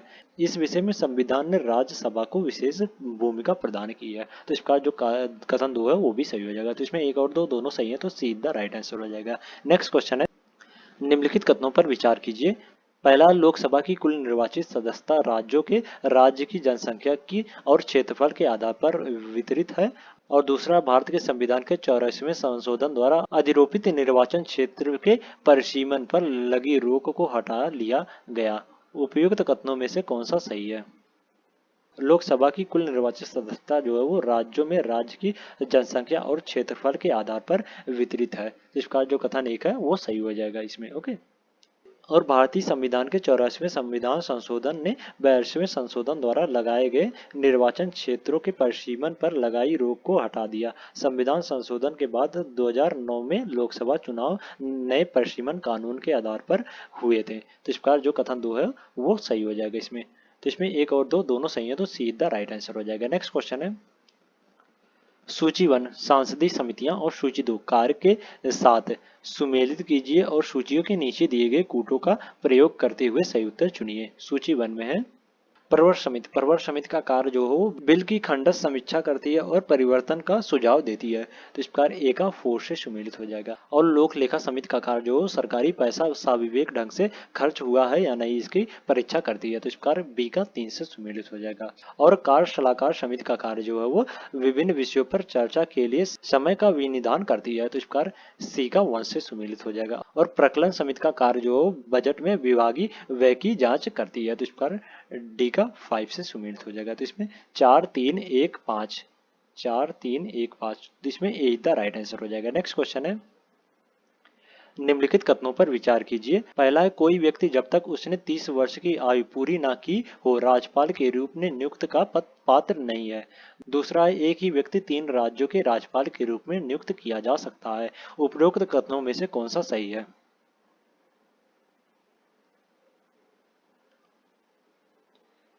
भारत के राष्ट्रपति द्वारा राज्यपाल की नियुक्ति की जाती है। अनुच्छेद 157 के अनुसार किसी व्यक्ति को राज्यपाल के पद पर नियुक्त होने के लिए निम्न अर्हता होनी चाहिए। वह भारत का नागरिक हो और 35 वर्ष की आयु पूरा कर चुका हो, न कि 30 वर्ष की। तो इसका जो कथन एक है वो गलत हो जाएगा। ओके। और एक ही व्यक्ति 3 राज्यों के राज्यपाल के रूप में नियुक्त किया जा सकता है। तो इसका जो कथन 2 है वो सही हो जाएगा। तो इसमें केवल 2 सही है, तो बी द राइट आंसर हो जाएगा। नेक्स्ट क्वेश्चन है, निम्नलिखित कथनों पर विचार कीजिए। पहला, भारत के संविधान के अनुसार कोई भी ऐसा व्यक्ति जो मतदान के लिए योग्य है किसी राज्य में 6 माह के लिए मंत्री बनाया जा सकता है, तब भी जबकि वह उस राज्य के विधानमंडल का सदस्य नहीं है। और दूसरा है, लोक प्रतिनिधित्व अधिनियम 1951 के अनुसार कोई भी ऐसा व्यक्ति जो दांडिक अपराध के अंतर्गत दोषी पाया गया है और जिसे 5 वर्ष के लिए कारावास या दंड दिया गया है, चुनाव लड़ने के लिए अस्थायी तौर पर अयोग्य हो जाता है, भले ही वह कारावास से मुक्त हो चुका हो। उपयुक्त कथनों में से कौन सा सही है? भारत के संविधान के अनुसार कोई भी ऐसा व्यक्ति जो मतदान के लिए योग्य है वह किसी राज्य के 6 माह हेतु मंत्री बनाया जा सकता है, किंतु 6 माह के उपरांत उसे राज्य के विधानमंडल की सदस्यता लेनी अनिवार्य होगी। तो इसका जो कथन एक है वो सही हो जाएगा इसमें। ओके। और जन प्रतिनिधित्व अधिनियम की धारा 8(3) के अनुसार यदि कोई व्यक्ति किसी अपराध का दोषी है तथा उसे 2 वर्ष या उससे अधिक की सजा दी गई है, तो वह जेल से छूटने के 6 वर्ष बाद तक चुनाव लड़ने के लिए अपात्र होगा, न कि अस्थायी तौर पर। तो इस प्रकार जो कथन 2 है वो गलत हो जाएगा। तो इसमें केवल एक सही है, तो ए इज द राइट आंसर हो जाएगा। सूची 1 का सूची 2 से सुमेलित करें और दिए गए 4 विकल्पों में से सही उत्तर चुनिए। सूची 1 में संशोधन और सूची 2 में विषय। पहला संशोधन जो है वो 9वीं अनुसूची के विषय से संबंधित है, तो इस प्रकार ए का 4 से सुमेलित हो जाएगा। और 44वां संविधान संशोधन जो है वो संपत्ति के अधिकार के विषय से संबंधित है, तो बी का 3 से सुमेलित हो जाएगा। और 86वां संविधान संशोधन जो है वो शिक्षा के अधिकार से संबंधित है, तो इस बार सी का 1 से सुमेलित हो जाएगा। और 103वां संविधान संशोधन जो है वो आर्थिक रूप से कमजोर वर्ग के लिए आरक्षण से संबंधित है, यानी ईडब्ल्यूएस से, तो इस बार डी का 2 से सुमेलित हो जाएगा। तो इसमें 4 3 1 2, 4 3 1 2, तो इसमें बी द राइट आंसर हो जाएगा। नेक्स्ट क्वेश्चन है, सूची 1, भारतीय संविधान के संशोधन को सूची 2 संशोधन का उद्देश्य के साथ सुमेलित कीजिए और सूचियों के नीचे दिए गए कूट का प्रयोग करते हुए सही उत्तर चुनिए। सूची 1 में भारतीय संविधान के संशोधन और सूची 2 में संशोधन के उद्देश्य। 53वां संविधान संशोधन, 53वां संविधान संशोधन जो है वो 1986 द्वारा अनुच्छेद 371 जी जोड़कर मिजोरम को राज्य का दर्जा दिया गया है, तो इस प्रकार ए का 2 से सुमेलित हो जाएगा। और 61वां संविधान संशोधन अधिनियम जो है वो 1989 द्वारा मताधिकार की आयु 21 से घटाकर 18 वर्ष कर दिया गया है, तो बी का 3 से सुमेलित हो जाएगा। और 74वां संविधान संशोधन अधिनियम जो है वो 1992 द्वारा त्रिस्तरीय नगर पालिका का गठन। और 19वां संविधान संशोधन अधिनियम जो है वो अनुसूचित जातियों, अनुसूचित जनजातियों एवं एंग्लो इंडियन के लिए लोकसभा में और राज्य की विधानसभाओं में आरक्षण 10 वर्ष के लिए बढ़ा दिया गया था, तो इस प्रकार इसमें सी का 4 से सुमेलित हो जाएगा और डी का 1 से सुमेलित हो जाएगा। तो इसमें 2 3 4 1, 2 3 4 1, तो इसमें सी द राइट आंसर हो जाएगा। नेक्स्ट क्वेश्चन है, उत्तर प्रदेश सरकार ने किस ऐतिहासिक स्मारक से जुड़ाव मछली का राज चिन्ह अंगीकार किया है? उत्तर प्रदेश सरकार ने लखनऊ के रूमी दरवाजा ऐतिहासिक स्मारक से जुड़ाव मछली का राज चिन्ह अंगीकार किया है। रूमी दरवाजा जो है वो लखनऊ के प्रमुख पर्यटन स्थल में से एक है। इसका निर्माण नवाब अस्फुद्दौला ने 1784 में किया था, तो इस प्रकार इसमें बी द राइट आंसर हो जाएगा। नेक्स्ट क्वेश्चन है, निम्नलिखित पक्षी अभ्यारण्यों में से कौन उत्तर प्रदेश में स्थित नहीं है? पहला है पटना पक्षी अभ्यारण्य, दूसरा है जयप्रकाश नारायण पक्षी अभ्यारण्य, तीसरा है चित्रागुड़ी पक्षी अभ्यारण्य और चौथा है उधवा पक्षी अभ्यारण्य। नीचे दिए गए कूट से सही उत्तर चुनिए। चित्रागुड़ी पक्षी अभ्यारण्य जो है वो तमिलनाडु में है और उधवा पक्षी अभ्यारण्य जो है वो झारखंड में स्थित है, या उत्तर प्रदेश में स्थित नहीं है ये दोनों। ओके, और पटना पक्षी अभ्यारण्य जो है वो उत्तर प्रदेश के एटा जिले में है और जयप्रकाश नारायण पक्षी अभ्यारण्य जो है वो बलिया जिले में स्थित है, तो इस प्रकार इसमें 3 और 4 द राइट आंसर हो जाएगा, तो इसमें डी द राइट आंसर हो जाएगा। नेक्स्ट क्वेश्चन है, निम्नलिखित में से कौन सा युग्म सुमेलित नहीं है?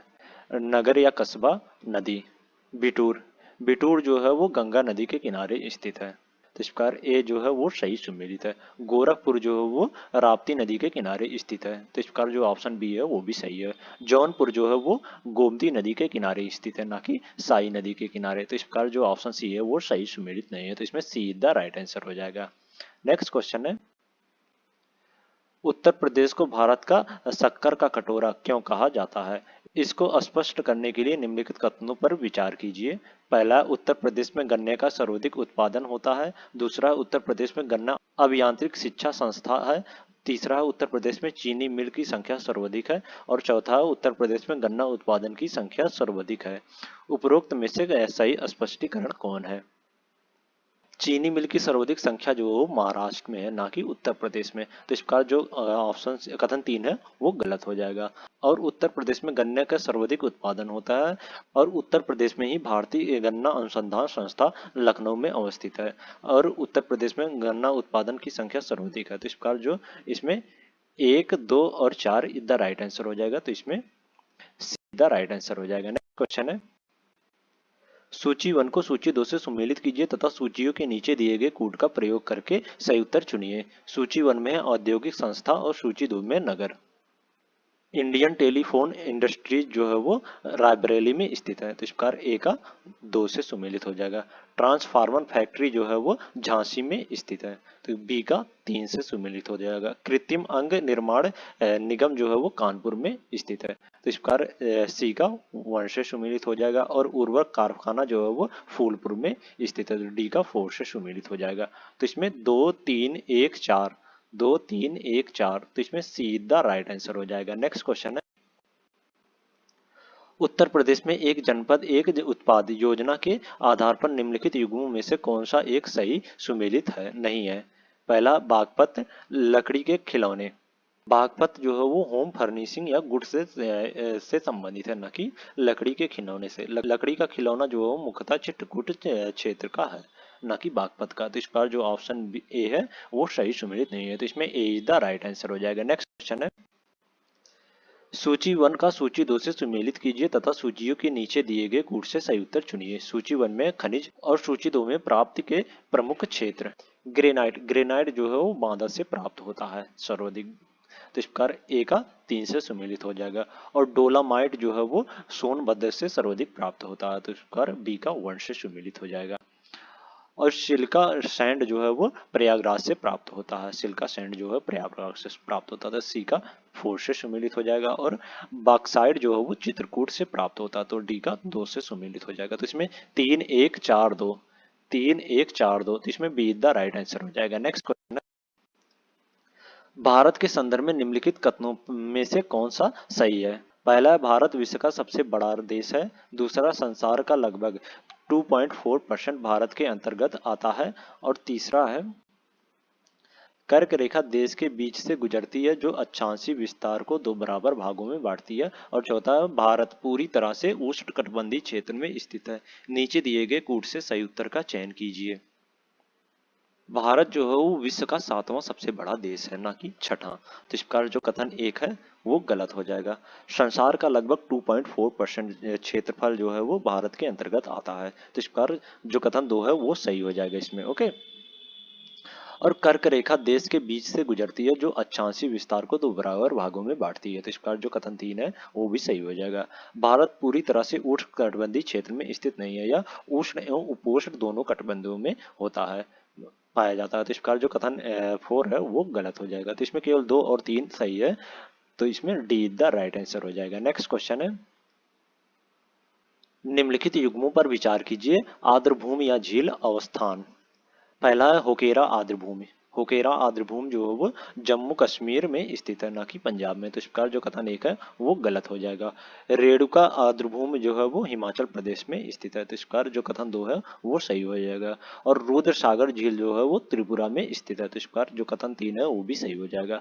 संस्थाम कोत्ता झील जो है वो केरल में स्थित है, ना कि तमिलनाडु में, तो इस प्रकार जो कथन 4 है वो गलत हो जाएगा। तो इसमें केवल 2 और 3 सही है, यानी केवल 2 युग्म सही है, तो बी द राइट आंसर हो जाएगा इसमें। ओके। नेक्स्ट क्वेश्चन है, यदि अरुणाचल प्रदेश में त्रिव में सूर्योदय 5 बजे प्राप्त पर होता है तो गुजरात में कांडला में सूर्योदय किस समय पर होगा? ऑप्शन है लगभग 5:30 बजे प्रातः। ऑप्शन बी है लगभग 6 बजे प्रातः। ऑप्शन सी है लगभग 7 बजे प्रातः। और ऑप्शन डी है लगभग 7:30 बजे प्रातः। भारतीय समय जो है वो ग्रीनविच से 5.5 घंटे आगे है। देश का मानक समय जो है वो 82 डिग्री 30 मिनट पूर्वी देशांतर है। चूंकि देश पूर्वी एवं पश्चिमी के बीच में 2 घंटे का अंतराल है, तो अरुणाचल प्रदेश में 5 बजे सुबह होगी तो गुजरात में 7 बजे सुबह होगी, तो इस प्रकार इसमें सी द राइट आंसर हो जाएगा। ओके। नेक्स्ट क्वेश्चन है, निम्नांकित कौन से कथन सिक्किम के संबंध में सही है? नीचे दिए गए कूट से सही उत्तर चुनिए। पहला है 1975 में यह भारत का अभिन्न अंग बन गया था। दूसरा, इसे प्राकृतिक वनस्पति का स्वर्ग माना जाता है। तीसरा है इसके मुख्य निवासी लेप्चा लोग हैं। 1974 में सिक्किम को 35वें संविधान संशोधन द्वारा सहराज्य के रूप में भारत का अंग बनाया गया था। 36वें संविधान संशोधन 1975 द्वारा भारत का पूर्ण राज्य बन गया था सिक्किम। ओके। यहाँ के मुख्य निवासी जो है लेप्चा लोग हैं। इसे प्राकृतिक वनस्पति का स्वर्ग माना जाता है, तो इस प्रकार ये तीनों कथन जो है वो सिक्किम के संबंध में सही है, तो इसमें डी द राइट आंसर हो जाएगा। नेक्स्ट क्वेश्चन है, भारत की निम्नलिखित पर्वत श्रेणियों को उनकी अवस्थिति के अनुसार उत्तर से दक्षिण व्यवस्थित कीजिए। पहला नंदा देवी, दूसरा केटू, तीसरा अन्नामुडी और चौथा है डोडा बेट्टा। केटू जो है वो जम्मू कश्मीर में यानी वर्तमान लद्दाख में स्थित है। और नंदा देवी जो है वो उत्तराखंड में स्थित है। और डोडा बेट्टा जो है वो तमिलनाडु में, और अन्नामुडी जो है वो केरल राज्य में स्थित है। तो इस प्रकार इसमें पहले सबसे उत्तर में केटू होगा, फिर उसके बाद नंदा देवी, फिर डोडा बेट्टा, फिर अन्नामुडी होगा। तो इस प्रकार इसमें 2 1 4 3 इधर राइट आंसर हो जाएगा, तो इसमें बी द राइट आंसर हो जाएगा। नेक्स्ट क्वेश्चन है, सूची 1 को सूची 2 से सुमेलित कीजिए तथा सूचियों के नीचे दिए गए कूट से सही उत्तर का चयन कीजिए। सूची 1 में भारत के राज्य और सूची 2 में सबसे ऊंची चोटी। तमिलनाडु, ये थोड़ा मिसप्रिंट हो गया, इसको ये सबको इधर कर लो और ये चोटियों को इधर। ओके, सूची 2 में तमिलनाडु, तमिलनाडु की सबसे ऊंची चोटी है वो जो है वो डोडा बेट्टा चोटी है, तो इस प्रकार ए का 4 से सम्मिलित हो जाएगा। ओके, और राजस्थान राज्य की सबसे ऊंची चोटी जो है वो गुरु शिखर चोटी है। राजस्थान राज्य की सबसे ऊंची चोटी जो है वो गुरु शिखर है, यानी बी, इसको बी मान लो, इसको सी, इसको डी, और इसको 2, इसको 3 और इसको 4। ओके, तो यानी बी का 3 से सम्मिलित हो जाएगा, बी का 3 से सम्मिलित हो जाएगा। ओके, और नागालैंड राज्य की सबसे ऊंची चोटी जो है वो सारामती है, सारामती, तो इस प्रकार सी का 2 से सम्मिलित हो जाएगा, सी का 2 से सम्मिलित हो जाएगा। और मध्य प्रदेश की सबसे ऊंची चोटी जो है वो धूपगढ़ चोटी है। ओके, तो इस प्रकार मध्य प्रदेश की धूपगढ़, तो डी का 1 से सम्मिलित हो जाएगा। तो इसमें 4 3 2 1, 4 3 2 1, तो इसमें डी द राइट आंसर हो जाएगा। ओके, नेक्स्ट क्वेश्चन है, दक्षिण भारत की निम्नलिखित पहाड़ियों को उत्तर से दक्षिण क्रम में लगाइए। पहला है नीलगिरी, दूसरा है कार्डामम, तीसरा नल्लामलाई और चौथा है अन्नामलाई। दक्षिण भारत की निम्नलिखित पहाड़ियों को उत्तर से दक्षिण क्रम जो है वो पहले नल्लामलाई आता है, फिर उसके बाद नीलगिरी, फिर अन्नामलाई, फिर कार्डामम आता है। तो इस प्रकार इसमें तीन, तो इस प्रकार इसमें 3 1 4 2, 3 1 4 2, तो इसमें ए इज द राइट आंसर हो जाएगा। ओके, नेक्स्ट क्वेश्चन है, सूची 1 को सूची 2 से सुमेलित कीजिए तथा नीचे दिए गए कूट का उपयोग करते हुए सही उत्तर चुनिए। सूची 1 में दोआब और सूची 2 में नदियां। बिष्ट दोआब जो है वो व्यास और सतलज नदी के बीच स्थित है, व्यास और सतलज नदी के बीच, तो इस प्रकार ए का 3 से सुमेलित हो जाएगा। और बारी दोआब जो है वो रावी और व्यास नदी के मध्य स्थित है, तो बी का 2 से सुमेलित हो जाएगा। और रचना दोआब जो है वो चेनाब और रावी नदी के मध्य स्थित है, चेनाब और रावी मध्य नदी के मध्य, तो सी का 1 से सुमेलित हो जाएगा। और चाज दोआब जो है वो झेलम और चेनाब के मध्य स्थित है, तो डी का 4 से सम्मिलित हो जाएगा। तो इसमें 3 2 1 4, 3 2 1 4, तो इसमें ए इज द राइट आंसर हो जाएगा। नेक्स्ट क्वेश्चन है, नीचे 2 कथन दिए गए हैं जिनमें से एक को अभिकथन ए तथा दूसरे को कारण आर कहा गया है। अभिकथन ए, तीस्ता नदी पहले गंगा की सहायक नदी थी, आजकल वह ब्रह्मपुत्र की सहायक नदी है। और कारण आर में कहा जा रहा है कि नदी अपहरण हिमालय की नदियों का एक मुख्य गुण है। नीचे दिए गए कूट से सही उत्तर का चयन कीजिए। नदी अपहरण जो है हिमालय की नदियों का एक प्रमुख गुण है। इसका सर्वोत्तम उदाहरण जो है वो तीस्ता नदी है, जो पहले गंगा की सहायक नदी थी, परंतु 1787 में आकस्मिक बाढ़ में तीस्ता नदी अपना मार्ग बदल ली, वर्तमान में ब्रह्मपुत्र की सहायक नदी है। तीस्ता नदी जो है वो ब्रह्मपुत्र की सबसे पश्चिम दाहिनी तट की सहायक नदी है, जो कंचनजंगा से निकलकर दार्जिलिंग की पहाड़ी से प्रभावित होती हुई आगे बढ़ती है। तो इस प्रकार इसमें जो कथन है वो भी सही हो जाएगा और कारण जो है वो भी सही हो जाएगा, और कारण जो है वो कथन की सही व्याख्या करता है, तो इस प्रकार इसमें ए इज द राइट आंसर हो जाएगा। ओके, नेक्स्ट क्वेश्चन है, यमुना नदी की निम्नलिखित सहायक नदियों के पश्चिम से पूरब क्रम पर विचार कीजिए। पहला बेतावा, दूसरा केन, तीसरा सिंध और चौथा है चंबल। नीचे दिए गए कूट से सही उत्तर चुनिए। यमुना नदी जो है यमुनोत्री से निकलती है, यह प्रयागराज में गंगा नदी से मिल जाती है। इसकी सहायक नदियों का पश्चिम से पूरब क्रम जो है वो पहले चंबल है, फिर उसके बाद सिंध, फिर बेतावा, फिर उसके बाद केन है। तो इस प्रकार इसमें 4 3 1 2, 4 3 1 2, तो इसमें ए इज द राइट आंसर हो जाएगा। ओके, नेक्स्ट क्वेश्चन, सूची 1 एवं सूची 2 को सुमेलित कीजिए तथा नीचे दिए गए कूट से सही उत्तर चुनिए। सूची 1 में नदी और सूची 2 में सहायक नदी। गोदावरी की सहायक नदी जो है वो पेन गंगा है, तो इस प्रकार ए का 2 से सुमेलित हो जाएगा। और महानदी की सहायक नदी जो है वो शिवनाथ है, तो इस प्रकार बी का 3 से सुमेलित हो जाएगा। और दामोदर नदी की सहायक नदी जो है वो बराक है, तो इस प्रकार इसमें सी का 4 से सुमेलित हो जाएगा। और कावेरी नदी की सहायक नदी जो है वो भवानी है, तो इस प्रकार डी का 1 से सुमेलित हो जाएगा। तो इसमें 2 3 4 1, 2 3 4 1, तो इसमें बी द राइट आंसर हो जाएगा। ओके, नेक्स्ट क्वेश्चन है, निम्नलिखित युग्मों पर विचार कीजिए। आर्द्रभूमि या झील अवस्थान। होकेरा आर्द्रभूमि जो है जम्मू कश्मीर में स्थित है, ना कि पंजाब में। तो इस प्रकार जो कथन एक है वो गलत हो जाएगा। रेणुका आर्द्रभूमि जो है वो हिमाचल प्रदेश में स्थित है। तो इस प्रकार जो कथन दो है वो सही हो जाएगा इसमें। ओके। और रुद्र सागर झील जो है वो त्रिपुरा राज्य में स्थित है। तो इस प्रकार जो कथन तीन है वो भी सही हो जाएगा। और संस्थान कोत्ता झील जो है वो केरल में स्थित है, ना कि तमिलनाडु में। तो इस प्रकार जो कथन चार है वो गलत हो जाएगा। तो इसमें केवल दो युग्म सही है, तो बी द राइट आंसर हो जाएगा। ओके। नेक्स्ट क्वेश्चन है, सूची वन को सूची दो से सुमेलित कीजिए। सूची वन में पर्वतीय दर्रे और सूची दो में राज्य या केंद्र शासित प्रदेश। माना दर्रा जो है वो उत्तराखंड में स्थित है। माना दर्रा जो है वो उत्तराखंड में स्थित है। तो इस पर ए का फोर से सुमेलित हो जाएगा। और नाथुला दर्रा जो है वो सिक्किम राज्य में स्थित है। तो इस प्रकार बी का वर्ड से सुमेलित हो जाएगा। और जोजिला दर्रा जो है वो जम्मू और कश्मीर यानी वर्तमान लद्दाख में स्थित है। तो इस प्रकार सी का दो से सुमेलित हो जाएगा। और शिल्प किला दर्रा जो है वो हिमाचल प्रदेश में स्थित है। तो डी का तीन से सुमेलित हो जाएगा। तो इसमें चार एक दो तीन, चार एक दो तीन, तो इसमें सीधा राइट आंसर हो जाएगा। ओके। नेक्स्ट क्वेश्चन है,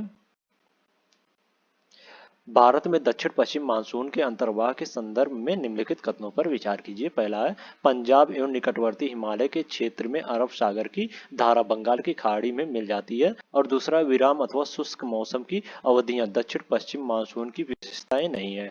उपयुक्त कथनों में से कौन सा सही है? पंजाब एवं निकटवर्ती हिमालय के क्षेत्र में अरब सागर की धारा बंगाल की खाड़ी की धारा में मिल जाती है। भारत में दक्षिण पश्चिम मानसून दो शाखाओं में विभाजित होकर प्रविष्ट होती है। दोनों शाखाओं पंजाब और निकटवर्ती पश्चिम हिमालय के क्षेत्र से मिलती हैं, लेकिन इस समय तक ये दोनों की धाराओं की आर्द्रता क्षीण हो चुकी होती है। भारत में मानसून आरंभ होने के बाद बीच बीच में हफ्तों तक वर्षा नहीं होती है, जिसे विराम या शुष्क मौसम दशाएं उत्पन्न हो जाती हैं। अर्थात वर्षा जो है वो परिवर्तनशील मानसून की विशेषता है। तो इस प्रकार इसमें जो कथन दो है वो गलत हो जाएगा। तो इसमें केवल एक सही है, तो ए इज द राइट आंसर हो जाएगा इसमें। ओके। नेक्स्ट क्वेश्चन है, सूची वन को सूची दो से सुमेलित कीजिए। सूची वन में माइग्रो स्थान और सूची दो में अवस्थिति। कोरिंगा माइग्रो वन जो है वो आंध्र प्रदेश में स्थित है। तो इसका ए का फोर से सुमेलित हो जाएगा। वेमनाड माइग्रो वन जो है वो केरल में स्थित है। तो बी का तीन से सुमेलित हो जाएगा। और पुलिकट माइग्रो वन जो है वो तमिलनाडु में स्थित है। तो सी का दो से सुमेलित हो जाएगा। और विक्रोली माइग्रो वन जो है वो महाराष्ट्र में स्थित है। तो डी का वन से सुमेलित हो जाएगा। तो इसमें चार तीन दो एक, चार तीन दो एक, तो इसमें ए इज द राइट आंसर हो जाएगा। नेक्स्ट क्वेश्चन है, भारत में काली मिट्टी के बारे में निम्नलिखित कथनों पर विचार कीजिए। पहला है, काली मिट्टी भीगने पर चिपचिपी हो जाती है। दूसरा, काली मिट्टी में पौधों की समृद्धि के लिए जरूरी नाइट्रोजन और साथ ही फास्फोरस पर्याप्त होता है। उपयुक्त कथनों में से कौन सा सही है?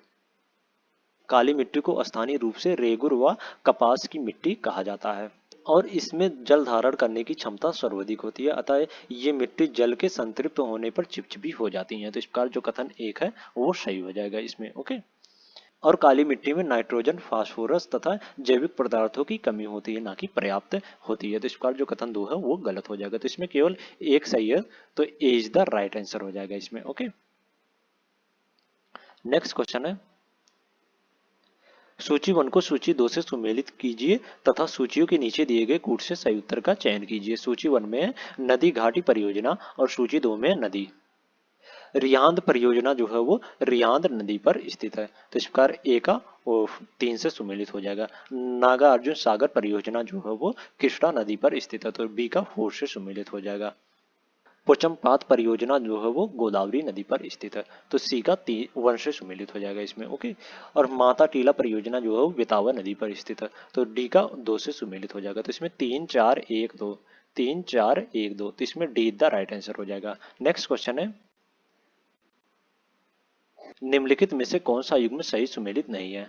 Option A lower Sileru Andhra Pradesh, option B है नागार्जुन सागर कर्नाटक, ऑप्शन सी है कोयान महाराष्ट्र और ऑप्शन डी पोंग पंजाब। नागार्जुन सागर जो है वो आंध्र प्रदेश में स्थित है, ना कि कर्नाटक में। तो इस प्रकार जो ऑप्शन बी है वो सही सुमेलित नहीं है। तो इसमें बी द राइट आंसर हो जाएगा। नेक्स्ट क्वेश्चन है, क्षुद्र ग्रहों तथा धूमकेतु के बीच क्या अंतर होता है? पहला, क्षुद्र ग्रह लुप्त चट्टानी ग्राहिका हैं, जबकि धूमकेतु जो हिमशीतित गैस से निर्मित होते हैं, जिन्हें चट्टानी और धातु पदार्थ आपस में बांधे रखते हैं। दूसरा, क्षुद्रग्रह अधिकांशतः बृहस्पति और मंगल के परिक्रमा पथों के बीच पाए जाते हैं, जबकि धूमकेतु अधिकांशतः शुक्र और बुध के बीच पाए जाते हैं। और तीसरा, धूमकेतु गोचर दीप्तमान पुच्छ दर्शाते हैं, जबकि क्षुद्रग्रह या नहीं दर्शाते हैं। उपयुक्त में से कौन सा कथन सही है? क्षुद्र ग्रहों और धूमकेतु के बीच अंतर जो है वो ये दो कथन में दर्शाया गया है, 1 और 3 में। तो इस प्रकार इसमें बी द राइट आंसर हो जाएगा। ओके, और दूसरा कथन जो है वो गलत है इनके बीच के अंतर में। ओके, तो इसमें बी द राइट आंसर हो जाएगा। नेक्स्ट क्वेश्चन है, निम्नलिखित में से कौन सा कथन अधिक अक्षांशीय रेखाओं के संदर्भ में सही है? पहला है, वे 0 से 90 तक सांख्यिकीय संकेंद्रित वृत्त हैं। दूसरा है, वे भूमंडल पर वृत्त हैं जो विषुवत वृत्त के समानांतर हैं और जो विषुवत वृत्त के उत्तर और दक्षिण में है। नीचे दिए गए कूट का प्रयोग कर सही उत्तर चुनिए। ग्लोब व मानचित्र पर पश्चिम से पूर्व दिशा में खींची रेखाएं जो समान अक्षांशीय कोणीय वाले स्थानों को मिलाती हैं अक्षांश रेखाएं कहलाती हैं। ये वास्तव में रेखाएं ना होकर वृत्त हैं।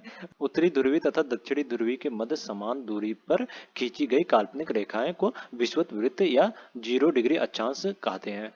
ये अक्षांश रेखाएं 0 से 90 डिग्री तक विषुवत रेखा के समानांतर संकेंद्रित वृत्त बनाती हैं। तो इस प्रकार इसमें जो कथन 1 है वो भी सही हो जाएगा और कथन 2 जो है वो भी सही हो जाएगा इसमें। ओके, तो इसमें 1 और 2 दोनों सही है, तो सीधा राइट आंसर हो जाएगा। नेक्स्ट क्वेश्चन है, सूची 1, देश के नए नाम को सूची 2 देशों के पुराने नाम के साथ सुमेलित कीजिए और सूचियों के नीचे दिए गए कूट का प्रयोग कर सही उत्तर चुनिए। सूची 1 में देशों के नए नाम और सूची 2 में देशों के पुराने नाम।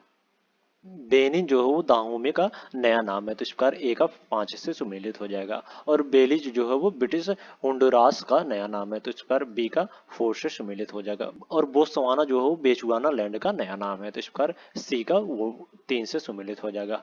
और मलावी जो है वो नायसा लैंड का नया नाम है, तो इस प्रकार डी का 1 से सुमेलित हो जाएगा। तो इसमें 5 4 3 1 5 4 3 1, तो इसमें ए इज द राइट आंसर हो जाएगा। नेक्स्ट क्वेश्चन है, साहेल क्षेत्र में निम्नलिखित में से किस एक देश का क्षेत्र सम्मिलित नहीं है? साहेल जो है वो अफ्रीका महाद्वीप का एक अर्ध क्षेत्र है जो पूर्व सेनेगल से इरिट्रिया तक विस्तृत है। यह उत्तर में सहारा रेगिस्तान तथा दक्षिण में आर्द्र सवाना के बीच एक संक्रमणकालीन क्षेत्र है। इस क्षेत्र में शामिल अन्य देश जो है वो Mauritania, Mali, Gambia, Niger, Nigeria, Burkina Faso, Cameroon और सेंट्रल अफ्रीका है। तो इस प्रकार ट्यूनीशिया जो है वो साहेल क्षेत्र में शामिल नहीं, तो इस प्रकार इसमें डी द राइट आंसर हो जाएगा। नेक्स्ट क्वेश्चन है, निम्नलिखित कथनों पर विचार कीजिए। पहला, कोयला अवसादी शैल है। दूसरा, बेसाल्ट आग्नेय शैल है। उपयुक्त कथनों में से कौन सा सही है? अग्नेय शैल जो है वो ज्वालामुखी उद्गार के समय भूगर्भ से निकलने वाली लावा की धरातल पर जमकर ठंडा हो जाने के पश्चात अग्नेय शैल में परिवर्तित हो जाती है। इनमें प्राथमिक शैल भी कहा जाता है। इनमें जीवाश्म नहीं पाए जाते हैं। उदाहरण के लिए ग्रेनाइट, बेसाल्ट, पेग्माटाइट और डायोराइट, गैब्रो आदि हैं। तो इस प्रकार जो कथन 2 है वो सही हो जाएगा इसमें। ओके, बेसाल्ट जो है अग्नेय शैल का उदाहरण है। अवसादी शैल जो है वो चट्टान चूड़ के एकत्र होकर नीचे जमा होते जमने से ही अवसादी शैलों का निर्माण होता है। इसमें जीवाश्म पाए जाते हैं। इसके उदाहरण जो है वो कोयला, खड़िया, डोलोमाइट, चूना पत्थर आदि हैं। तो इस प्रकार इसमें जो कथन 2 1 है वो भी सही हो जाएगा इसमें। ओके, तो इसमें 1 और 2 दोनों सही है, तो सीधा राइट आंसर हो जाएगा। नेक्स्ट क्वेश्चन है, सूची 1 को सूची 2 से सुमेलित कीजिए तथा सूचियों के नीचे दिए गए कूट से सही उत्तर चुनिए। सूची 1 में मरुस्थल और सूची 2 में अवस्थिति। सिम्पसन मरुस्थल जो है वो ऑस्ट्रेलिया में स्थित है, तो इस प्रकार ए का 1 से सुमेलित हो जाएगा। ओके, और काराकुम मरुस्थल जो है वो तुर्कमेनिस्तान में स्थित है, तो बी का 2 से सुमेलित हो जाएगा। सिचुरा मरुस्थल जो है वो पेरू में स्थित है, तो सी का 3 से सुमेलित हो जाएगा। और नेगेव मरुस्थल जो है इजराइल में स्थित है, डी का 4 से सुमेलित हो जाएगा। तो इसमें 1 2 3 4 इधर राइट आंसर हो जाएगा, तो इसमें ए इधर राइट आंसर हो जाएगा। नेक्स्ट क्वेश्चन है, सूची 1 को सूची 2 के साथ सुमेलित कीजिए तथा सूचियों के नीचे दिए गए कूट से सही उत्तर का चयन कीजिए। सूची 1 में ज्वालामुखी और सूची 2 में देश। सबनकाया ज्वालामुखी जो है पेरू में स्थित है, तो इस पर ए का 2 से सुमेलित हो जाएगा। माउंट एटाना जो है वो इटली में स्थित है, तो इस पर बी का 1 से सुमेलित हो जाएगा। और कोलिमा जो है वो मैस्को में स्थित है, कोलिमा जो है मैस्को में स्थित है, तो सी का 4 से सुमेलित हो जाएगा। मेरापी जो है वो इंडोनेशिया में स्थित है, तो डी का 3 से सुमेलित हो जाएगा। तो इसमें 2 1 4 3 2 1 4 3, तो इसमें सी द राइट आंसर हो जाएगा। नेक्स्ट क्वेश्चन है, फरात या यूफ्रेटस नदी के संदर्भ में निम्नलिखित में से कौन सा कथन सही है? पहला, फरात या यूफ्रेटस दक्षिण पश्चिम एशिया की सबसे लंबी नदी है। दूसरा, यह 4 देशों से होकर बहती है।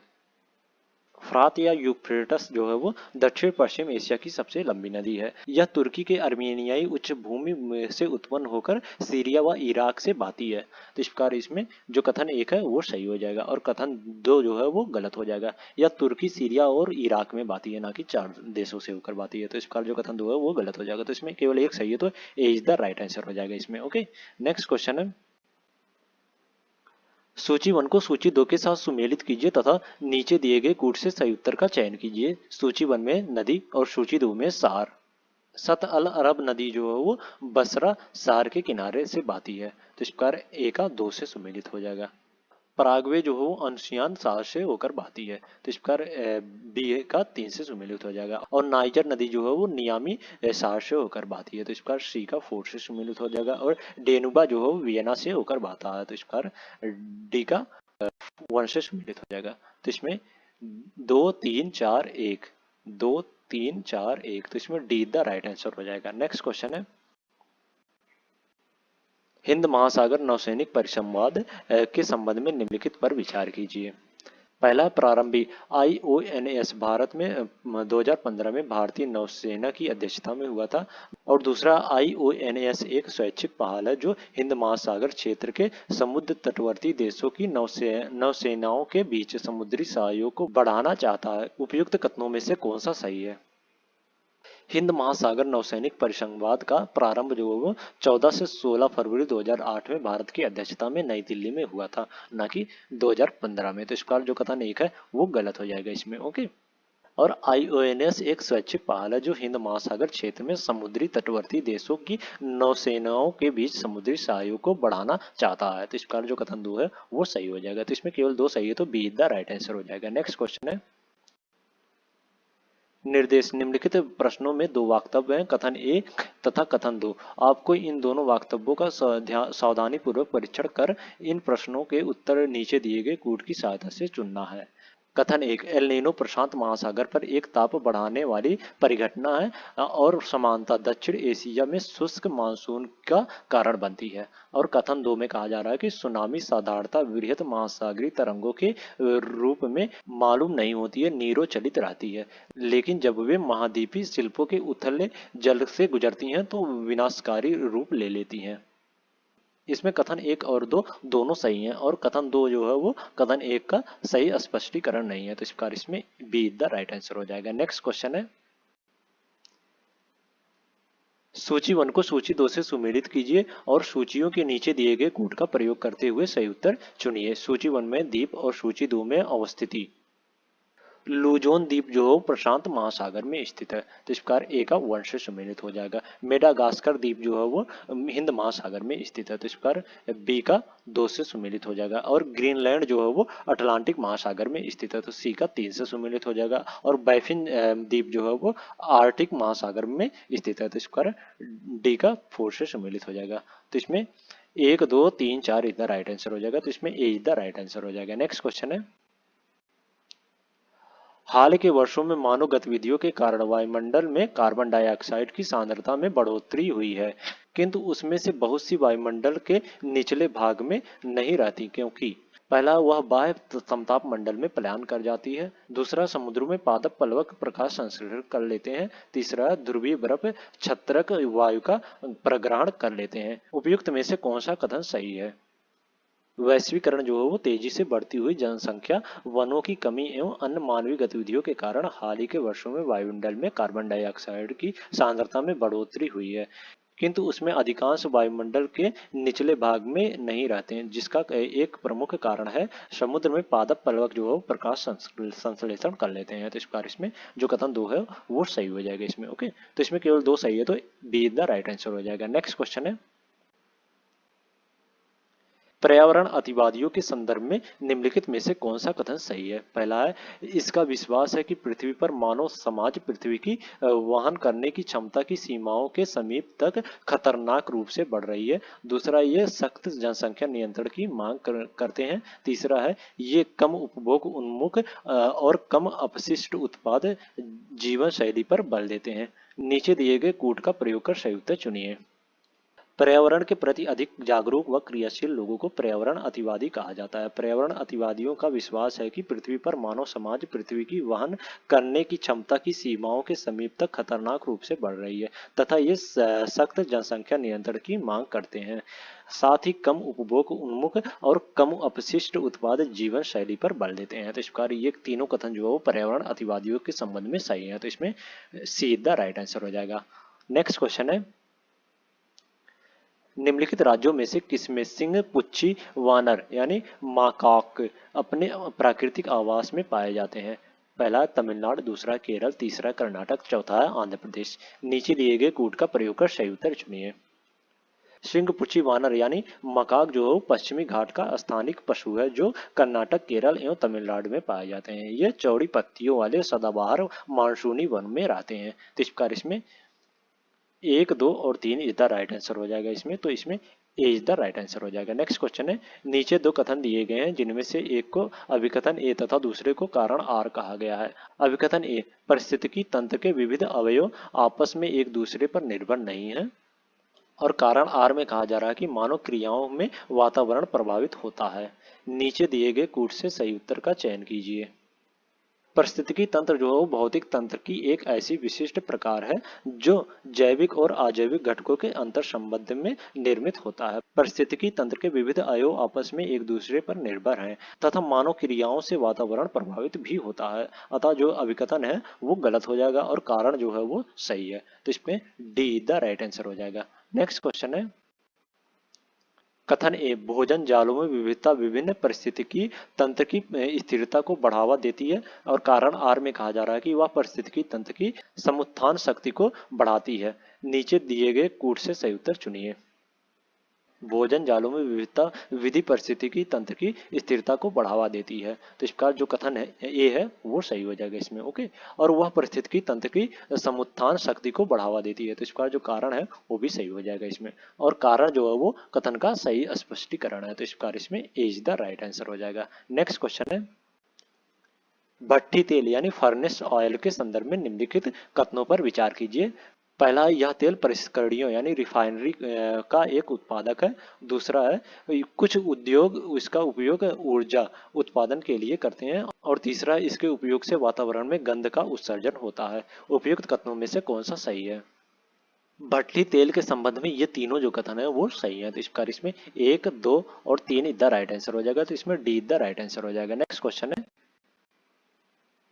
प्रदूषकों को उनके दीर्घकालिक प्रभाव के साथ दिए गए कूट की सहायता से सुमेलित कीजिए। प्रदूषक प्रभाव, कार्बन डाइऑक्साइड जो है वो लीवर और किडनी को प्रभावित करता है। तो इस प्रकार ए का 1 से सुमेलित हो जाएगा। और नाइट्रोजन के ऑक्साइड जो है वो कैंसर को प्रभावित करते हैं। तो इस प्रकार बी है, बी का 2 से सुमेलित हो जाएगा।